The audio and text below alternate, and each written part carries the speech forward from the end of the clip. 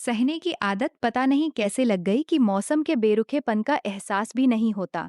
चाहे गर्मी की चिलचिलाती धूप हो या सर्दी की बर्फीली हवाएं या बरसात की मूसलाधार वर्षा, सब आसान लगता है।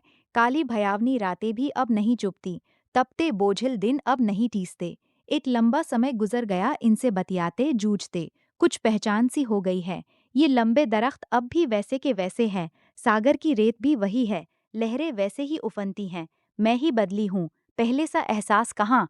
खामोश निगाहों में कुछ टिकता भी तो नहीं। ये मेरे साथ ही होना था, नहीं पता था।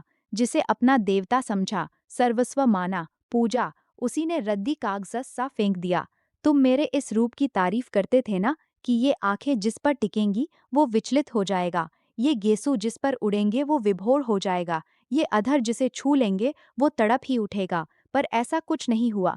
मेरा आंचल इन्हें देहाती दिखा, अविनाश। मेरे गेसु इन्हें जरूरत से ज्यादा लबे लगे, अगर कांति विहीन दिखे, जरूरत पर ही मेरे करीब रहे। बदन को गठरी सा उठाने पटकने में ही इन्हें सुख मिला। अंदर का मर्म इन्होंने नहीं समझा, वासना की निगाहों से ही मुझे तौला। चूड़ियों की खनखनाहट इनके प्रेम में बाधक थी, इसीलिए कलाइयां सूनी कर ली थीं, जो अभी तक सूनी हैं। भर नहीं पाई माथे की बिंदी, पैरों की पायल भी इन्हें पसंद नहीं थी, उसे भी निकाल दिया था। तुम तो पायल की रुनझुन पर गीत लिख देते थे और बार बार छेड़ने को कहा करते थे। इन्हें इसमें ऐसा कुछ नहीं लगा। साड़ी इन्हें पसंद नहीं थी, विदेशी भड़कीली पोशाक ये पसंद करते थे। तुमने तो कई बार मेरा झूलता आंचल खींच सिर तक कर दिया था। तुम्हें कैसी अनुभूति हुई थी? तुम घंटों मुझे देखते ही रहे थे, पर इस रूप में जब भी मैं इनके पास गई तो ये भड़क ही उठे। मेरी लज्जा शर्म को इन्होंने निरर्थक समझा। मैं वैसा कुछ नहीं कर पाई जैसा ये चाहते थे। खुले भड़कीले कपड़ों में मेरी कंपी छूट जाती थी। हाई हील की सैडलों में मुझसे चला नहीं जाता। ये मुझे अपने दोस्तों की मंडली में बैठने को कहते, बियर पीने की जबरदस्ती करते। मैं इनका साथ नहीं दे पाती तो ये मुझ पर बरस पड़ते। जलसों पार्टियों में मेरा झिझकना, शर्माना, कतराना इनसे सहन नहीं होता। घर आकर ये अपना गुस्सा मुझ पर उतारते, गालियों से घर भर देते। ये मुझसे कैसी उम्मीद बांधे थे, मुझे घर ब्याह कर लाए थे कि मेरी नुमाइश बनाने। जो इन्हें पसंद था वो मुझे नहीं, और जो मुझे पसंद था वो इन्हें नहीं। मैंने क्या नहीं किया, घंटों इनकी प्रतीक्षा की, जब तक ये ऑफिस से नहीं लौटे। एक कौर नहीं निगला, कर्तव्य परायणता में ही लगी रही। जरा सी आहट पर दरवाजे पर दौड़ पड़ती, गेट खुला ही रखती कि जब ये आए तो इन्हें स्कूटर बाहर न रोकना पड़े। लेकिन जब अंधेरा गहरा जाता, सड़क सूनी हो जाती, तो गेट बंद कर बिस्तर पर लेटी रहती। रात देर से आते ही ये बिस्तर पर ऐसे लुढ़कते कि इन्हें जूते खोलने का भी होश नहीं रहता। मैं ही इनके जूते खोलती। मुझे अपनी बेबसी पर रोना आता कि मेरे रूप का तिलिस्म, मेरे रिश्ते का आधिपत्य इन पर क्यों नहीं चला। ये उचटे उचटे क्यों रहते हैं, आंख उठाकर बात क्यों नहीं करते। मुझे अपने आप से ग्लानि होती कि मुझमें ऐसा क्या अवगुण है कि जिसकी दुर्गंध इनके नथुनों पर बैठी है। कुछ कमी अवश्य है मुझमें, तभी तो ये मुझसे इतनी दूरी रखते हैं। कोई दंपति जब मेरी नज़रों के सामने से गुजरता तो मेरे अंदर एक टीस सी उठती, ये लोग कितने खुश हैं, रोज ही घूमने निकलते हैं, एक हम ही अंधेरे में हैं। इन्हें फुर्सत ही नहीं है। मुझसे इतना साहस नहीं होता कि मैं अपने तृप्त होंठ इनके चेहरे पर रख देती, इनका सीना भींच लेती। ये एहसास तो करते कि मेरे अंदर भी एक धड़कता दिल है, जिसकी कुछ उम्मीदें हैं, आवश्यकताएं हैं। कभी इन्होंने मुझे आत्मिक प्रेम से नहीं देखा। काश ये एक बार कोशिश करते तो इन्हें वो अवश्य मिलता जिसे ये इधर उधर तलाशते थे। बाहरी चमक दमक के ये इतने दीवाने थे कि अपनी पहचान ही खो बैठे, शराब जुए को ही जीवन समझ बैठे। फिर भी मैं कभी इनके आड़े नहीं आई। इनकी स्वतंत्रता में मैंने कोई दखल नहीं दिया।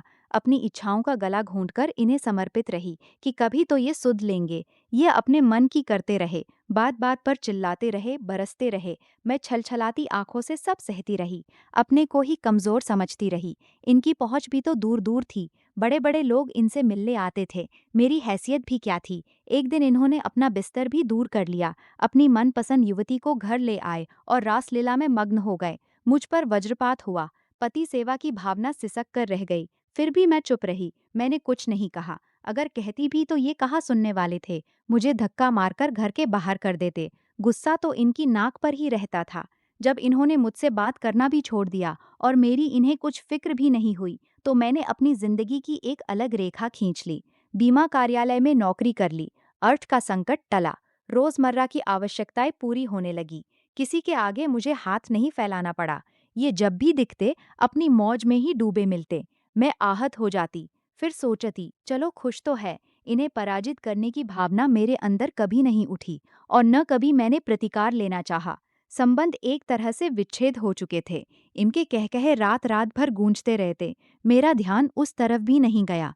ये अपने में मस्त थे। मैं अपनी घुटी जिंदगी में व्यस्त हो चली थी।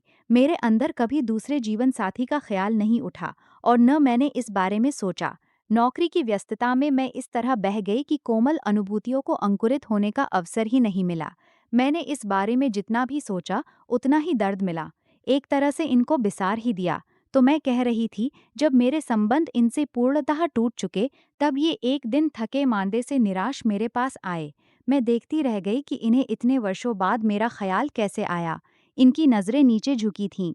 ये मुझसे नजर भी नहीं मिला पा रहे थे। आहत स्वर में बोले, मैं बर्बाद हो गया वंदना, मुझे बचा लो। मैं अवाक रह गई। ऐसा क्या हुआ? कल तक तो बड़े खुश थे। जरूर वो इन्हें छोड़कर भाग गई। नशा उतर गया तो चले आए। जैसे एकमात्र दवा मैं ही हूँ। ये सोचकर मेरा मन कड़वा हो आया। मैंने झट से कहा, आपको मेरा ख्याल कैसे आया? कौन हूँ आपकी? वो नाराज न होगी? उसका नाम मत लो, वो कमीनी। मैं स्तंभित रह गई। मेरा अनुमान सही निकला। आखिर वो इन्हें चूना लगा ही गई। मैं तो उसे पहले दिन ही समझ गई थी कि वो अधिक दिन नहीं टिकने वाली। उसके हाव भाव ही ऐसे थे। लज्जा तो उसे छू नहीं गई थी। मर्दों से बेबाक बात करती, इठलाती, झूमती। इन्हें भी तो ये पसंद था। आज मेरी जरूरत कैसे आ पड़ी? ये देहाती गंवार चेहरा कैसे भाया? जिस हृदय को इन्होंने धड़कता नहीं समझा, जिस यौवन का उन्माद नहीं जाना, आज इन्हें कैसे ख्याल आया?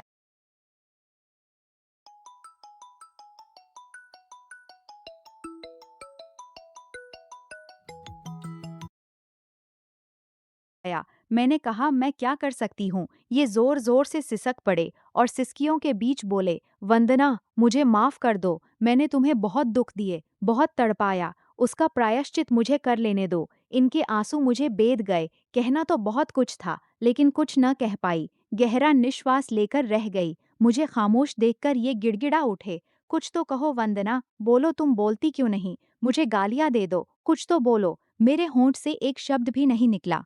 मैं तुरंत बाहर निकल आई। ये सिर पकड़कर नीचे बैठ गए। मैं तत्काल निर्णय नहीं कर पाई कि मुझे क्या करना चाहिए। पल में 10 वर्षों की घुटन कैसे भुला देती, कैसे इनका भरोसा करती कि ये सच ही कह रहे हैं। ये अब घर के बाहर नहीं निकलते, न अब इनके यहाँ शोरगुल होता है, न पार्टियां चलती है। मौत सी खामोशी छाई रहती है। कभी कभी सिसकियों की आवाजें भी मेरे कानों में पड़ती हैं। मन होता है कि जाकर इनका हाथ थाम लूं, आंसुओं से तर चेहरा आंचल में छुपा लूं। लेकिन अतीत मेरे सामने पसर जाता है। घुटन के बीच कुछ एहसास